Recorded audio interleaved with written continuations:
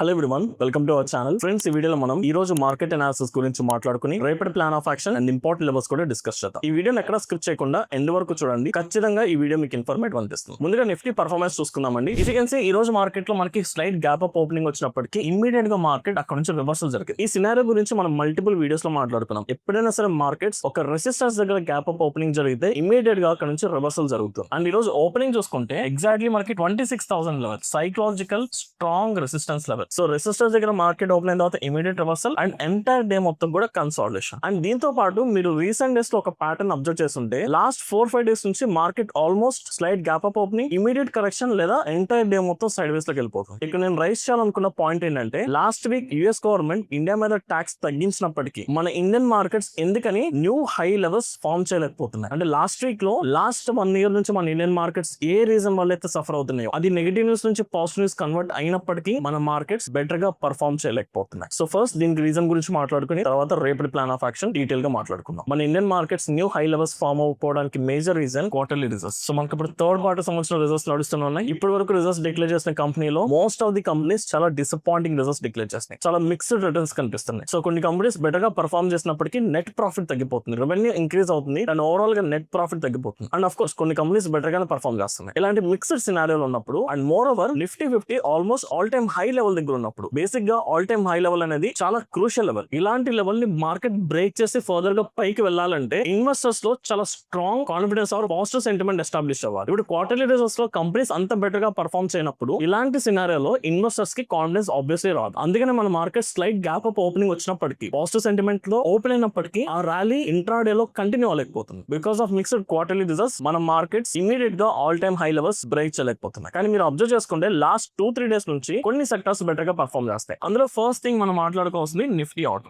Even ఈ రోజు కూడా Nifty auto almost 1.3% positive rally ఇచ్చింది. And even banking sector, so ఇది కూడా almost more than 1% positive rally ఇచ్చింది. Banking in the sense overall finance sector and pharma sector ఇది కూడా మోర్ దాన్ 1% వరకు పాజిటివ్ ర్యాలీ ఇచ్చింది. రిమైనింగ్ అన్ని సెక్టర్స్ కూడా less than 1% or slight positive తో క్లోజింగ్ ఇచ్చినాయి. సో దీనికి major reason again comes to quarterly results. So ఇప్పుడు రీసెంట్ గా వచ్చిన కంపెనీస్ లో చూసుకుంటే అన్ని సెక్టర్స్ తో కంపేర్ చేసుకుంటే ఆటో సెక్టర్ కి సంబంధించిన కంపెనీస్ చాలా బెటర్ గా పర్ఫార్మ్ చేస్తున్నాయి. పర్టికులర్ గా ఐచర్ మోటార్ స్టాక్ గురించి మాట్లాడుకుంటే ఈ రోజు ఆల్మోస్ట్ 6% పాజిటివ్ క్లోజింగ్ ఇచ్చింది. దానికి మేజర్ రీజన్ ఆ కంపెనీ చాలా స్ట్రాంగ్ పాజిటివ్ రిజల్ట్స్ డిక్లేర్ చేస్తుంది. Not only Eicher Motor, auto sector లో most of the companies results చాలా బెటర్ గా ఉన్నాయి. అండ్ బ్యాంకింగ్ సెక్టర్ గురించి మాట్లాడుకుంటే పర్టికులర్ గా మనం స్టేట్ బ్యాంక్ ఆఫ్ ఇండియా గురించి మాట్లాడుకోవాలి. అది కూడా almost close to 3% above positive closing ఇచ్చింది. అండ్ ఆబ్వియస్లీ ఆ స్టాక్ కూడా బెటర్ గా పర్ఫార్మ్ చేయడానికి రీజన్ అగైన్ క్వార్టర్లీ రిజల్ట్స్. ఇప్పుడు state bank of India situation చూసుకుంటే ఈ పర్టికులర్ క్వార్టర్ లో రీసెంట్ గా రిలీజ్ చేసిన రిజల్ట్స్ చూసుకుంటే మనకు ఆల్మోస్ట్ 21% నెట్ ప్రాఫిట్ ఇంక్రీజ్ అయింది ఇయర్ ఆన్ ఇయర్ బేసిస్ మీద. అందుకని లాస్ట్ 2-3 డేస్ నుంచి state bank of India IL levels దగ్గర క్లోజ్ అవుతుంది. ఇప్పుడు స్టేట్ బ్యాంక్ ఆఫ్ ఇండియా గురించి ఒక ఇంట్రెస్టింగ్ ఫ్యాక్ట్ ఏంటంటే ఎంటైర్ ఇండియాలో టాప్ 5 కంపెనీస్ లిస్ట్ చూసుకుంటే నిన్నటి వరకు state bank of India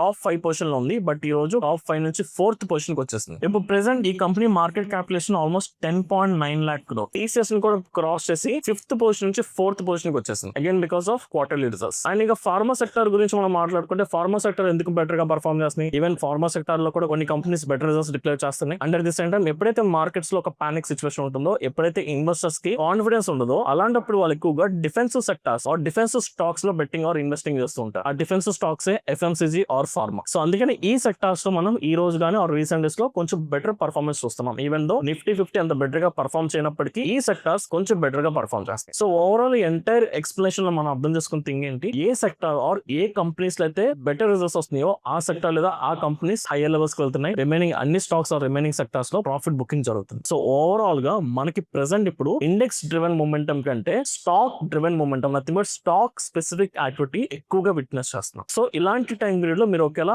option buying are momentum based trading చేయాలంటే ఇండెక్సెస్ మీద ఫోకస్ చేయడం కంటే స్టాక్స్ మీద ఫోకస్ చేసుకోండి. ఏ సెక్టార్ లో అయితే బెటర్ రిజల్ట్స్ వస్తున్నాయో ఆ సెక్టార్ లో కొంచెం మొమెంటం బెటర్ గా ఉంటుంది. ఆర్ ఎల్స్ ఇండివిజువల్ స్టాక్స్ మీద మీరు ఫోకస్ చేసుకోవచ్చు. So this is the major reason అండి. సో క్వార్టర్ రిజల్ట్స్ నడుస్తున్నప్పటికీ కొన్ని కంపెనీస్ బెటర్ గా పర్ఫార్మ్ చేస్తున్నాయి. ఆ సెక్టార్స్ లేదా ఆ కంపెనీస్ వరకు మాత్రమే హై లెవెల్ కి వెళ్తున్నాయి. అండ్ ఏ సెక్టార్స్ అయితే బెటర్ గా పర్ఫార్మ్ చేయట్లేదో వాటిలో ప్రాఫిట్ బుకింగ్ జరుగుతుంది. ఎందుకంటే మార్కెట్స్ ఆల్ టైమ్ హై దగ్గర ఉన్నాయి కాబట్టి ప్రాఫిట్ బుకింగ్ కామన్ గా జరుగుతుంది. సో అందుకని ఇలాంటి సినారియోలో Nifty all time high level దగ్గర ఉన్నప్పటికీ మనం స్ట్రాంగ్ బ్రేక్అవుట్ కానీ strong upside momentum witness చేయలేకపోతున్నాం. సో అందుకని నిఫ్టీలో మనం ఏదైనా అప్ సైడ్ స్ట్రాంగ్ పొజిషన్ తీసుకోవాలనుకుంటే we have to wait and watch strong breakout or strong institutional buying జరిగేంత వరకు ఆప్షన్ బయింగ్ పర్టికులర్ గా ఇండెక్సెస్ లో అవాయిడ్ చేద్దాం. బట్ ఇప్పుడు కొంచెం డీటెయిల్ గా రేపటి ప్లాన్ ఆఫ్ యాక్షన్ రెడీ చేసుకుందాం. సో ఫస్ట్ నిఫ్టీ డిస్కస్ చేసుకుందాం. నిఫ్టీ ఫస్ట్ ఇంపార్టెంట్ లెవెల్స్ చూసుకుందాం. చూద్దామండి. సో లాస్ట్ 2 days నుంచి మార్కెట్ ఆల్మోస్ట్ ఒకటే రీజన్ లో కన్సాలిడేషన్ జరుగుతుంది. సో మనకి 26,000 దగ్గర స్ట్రాంగ్ రెసిస్టెన్స్ లెవెల్ అండ్ ఇది రౌండ్ ఫిగర్ సైకలాజికల్ గా స్ట్రాంగ్ లెవెల్ అండి. అండ్ ఈవెన్ 25,900 దగ్గర టెంపరీ సపోర్ట్. ఈవెన్ దో మీరు ఆప్షన్ చైన్ అనాలిసిస్ చూస్తే ఇక్కడే మీకు హైయెస్ట్ ఓపెన్ ఇంట్రెస్ట్ ఉంది అండ్ ఈ లెవెల్ దగ్గరే హైయెస్ట్ ఓపెన్ ఇంట్రెస్ట్. అంటే ఇది స్ట్రాంగ్ సపోర్ట్ కింద, ఆ లెవెల్ స్ట్రాంగ్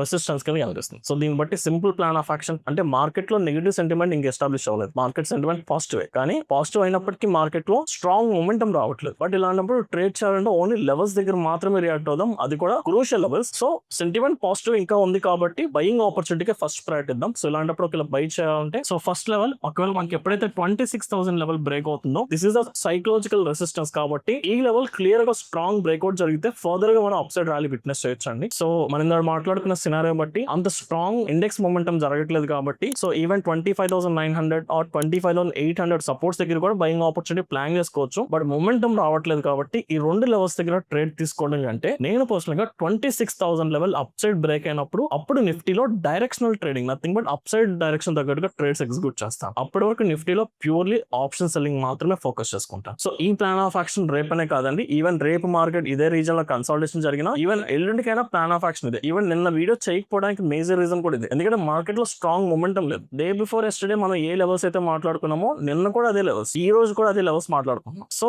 మార్కెట్స్ ఈ రేంజ్ క్రాస్ అవనంత వరకు కూడా మన ప్లాన్ ఆఫ్ యాక్షన్ లో ఎలాంటి చేంజ్ లేదు. సో నా సింపుల్ స్ట్రాటజీ 26,000 లెవెల్ స్ట్రాంగ్ గా బ్రేక్అవుట్ అయితే అప్పుడు అప్సైడ్ ట్రేడ్స్ తీసుకుంటాను. అప్పటి వరకు కూడా మార్కెట్స్ లో ప్యూర్లీ ఆప్షన్ సెల్లింగ్ ప్లాన్ చేసుకుంటాను. డైరెక్షనల్ కాకుండా నాన్ డైరెక్షనల్ ట్రేడింగ్ అయితే చేద్దాం అనుకుంటున్నాను. So same plan of action in Sensex and bank Nifty. So Sensex లో కూడా మనం ఇగ్నోర్ చేయాల్సిన రీజన్ ఇదండి. సో ఇక్కడ ఏదైతే కన్సాలిడేషన్ ఉందో ఈ కన్సాలిడేషన్ రీజన్ ఇగ్నోర్ చేద్దాం. సో ఇక్కడ మనకి రౌండ్ ఫిగర్ 84,500 ఇది ఇప్పుడు టెంపరీ రెసిస్టెన్స్. ఈ లెవెల్ మనకి బ్రేక్అవుట్ జరిగితే అప్సైడ్ వెళ్దాం. అది అప్సైడ్ బ్రేక్అవుట్ అవనంత వరకు కూడా సెన్సెక్స్ లో కూడా ఆప్షన్ బయింగ్ ప్లాన్ చేసుకోవడంలో యూజ్ లేదు. సో 84,500 మనం రిఫరెన్స్ కింద తీసుకుంటాం. అండ్ అఫ్ కోర్స్ మనకి 84,000 దగ్గర కూడా స్ట్రాంగ్ సపోర్ట్ ఉంది. చాలా మంది మార్కెట్ ఈ లెవెల్ దగ్గరకు వచ్చాక ఇక్కడ నుంచి కూడా బయింగ్ ఆపర్చునిటీ ప్లాన్ చేసుకుంటారు. కానీ ఇప్పుడున్న సినారియోలో అంత స్ట్రాంగ్ మూమెంటం విట్నెస్ చేయలేం 84,000 దగ్గర. అండ్ మోర్ ఓవర్ చాలా చాపీగా మార్కెట్ బిహేవ్ చేస్తుంది. మీరు అక్కడ క్లియర్ గా చూడండి, even though market support level దగ్గరకు వచ్చినప్పటికీ స్ట్రాంగ్ మూమెంటం ఇమీడియట్ గా రావట్లేదు. మార్కెట్ చాలా అబ్నార్మల్ గా బిహేవ్ చేస్తుంది. సో ఇలాంటి సినారియోలో మీ స్టాప్ లాసెస్ ఈజీగా టచ్ అవుతుంది కాబట్టి ఈ సపోర్ట్ దగ్గర ట్రేడింగ్ నోట్ చేసుకుని ఓన్లీ ప్యూర్లీ బ్రేక్అవుట్ బేస్ బట్టి అప్ సైడ్ ట్రేడింగ్ అయితే ప్లాన్ చేసుకుందాం. So finally bank Nifty levels కూడా చెక్ చేసుకుందాం. సో బ్యాంక్ నిఫ్టీ చూసుకుంటే బ్యాంక్ నిఫ్టీ క్లోజింగ్ వచ్చేసరికి ఆల్మోస్ట్ ఇంట్రాడే హై లెవెల్ దగ్గర క్లోజ్ అయిందండి. వేరే నిఫ్టీ సెన్సెక్స్ అలా క్లోజ్ అవ్వలేదు. సో బ్యాంక్ నిఫ్టీలో కొంత స్ట్రెంత్ ఆర్ ఫైనాన్స్ సెక్టర్ లో మనం మాట్లాడుకున్నాం కదా, ఫైనాన్స్ సెక్టర్ లో కంపేర్ టు నిఫ్టీ కొంత మొమెంటం కనిపిస్తుంది. కాకపోతే ఒకవేళ అప్ సైడ్ ట్రేడ్స్ తీసుకోవాలనుకుంటే ఇక్కడ రీసెంట్ స్వింగ్ హై మనకి 60,800 లెవెల్ ఉంది. సో ఈ లెవెల్ స్ట్రాంగ్ బ్రేక్అవుట్ బట్టి ట్రేడ్ చేసుకోవచ్చు. నేను ఒకవేళ కంప్లీట్ సేఫ్ సైడ్ వెళ్ళాలి, నేను రిస్క్ చేయను అనుకుంటే ఇది కూడా ఇగ్నోర్ చేసాను. మీరు ఈ లెవెల్ దగ్గర కూడా ట్రేడింగ్ ఇగ్నోర్ చేసుకుని మీకు రౌండ్ ఫిగర్ ఇక్కడ 61,000 ఉంటుంది. 61,000 రౌండ్ ఫిగర్ రెసిస్టెన్స్. ఈ లెవెల్ బ్రేక్ అయ్యేంత వరకు బ్యాంక్ నిఫ్టీలో కూడా వెయిట్ చేస్తే బెటర్. సో ఓవరాల్ గా చూసుకుంటే క్వార్టర్లీ రిజల్ట్స్ చాలా మిక్స్డ్ ఉండడం వల్ల మన ఇండెక్సెస్ లో అంత స్ట్రాంగ్ మొమెంటం విట్నెస్ చేయలేకపోతున్నాం. సో అందుకని ఇండెక్సెస్ లో ఆప్షన్ బయింగ్ ని కంప్లీట్ గా ఇగ్నోర్ చేసుకుని ఆప్షన్ సెల్లింగ్ వరకు ప్లాన్ చేసుకుందాం. ఒకవేళ ఆప్షన్ బయింగ్ వెళ్ళాలనుకుంటే నిఫ్టీ 50 అయినా సెన్సెక్స్ అయినా బ్యాంక్ నిఫ్టీ అయినా మేజర్ రెసిస్టెన్స్ లెవెల్స్ దగ్గర ఉన్నాయి. ఆ రెసిస్టెన్స్ బ్రేక్అవుట్ అయ్యేంత వరకు ఇగ్నోర్ చేద్దాం. మీన్ అప్పటి వరకు మీరు ఒకవేళ ఆప్షన్ బయింగ్ అని డైరెక్షనల్ మొమెంటం బేస్డ్ ట్రేడింగ్ చేయాలనుకుంటే ఇండెక్స్ మీద ఫోకస్ చేయడం కంటే ఇండివిజువల్ స్టాక్స్ మీద ఫోకస్ చేసుకుంటే బెటర్. ఏ కంపెనీస్ అయితే బెటర్ రిజల్ట్స్ డిక్లేర్ చేసినాయో ఆ కంపెనీస్ మీద ఫోకస్ చేసుకోవాలి. Right. So that's my plan of action అండి. ఐ హోప్ ఈ వీడియో మీకు అర్థమైంది అనుకుంటున్నాను. ఇఫ్ ఇన్ కేస్ ఈ వీడియో కనుక మీకు ఇన్ఫర్మేటివ్ అనిపిస్తే ఈ వీడియో లైక్ చేసి మీ జెన్యూన్ ఒపీనియన్స్ ని కమెంట్ సెక్షన్ లో మెన్షన్ చేయండి. Thank you.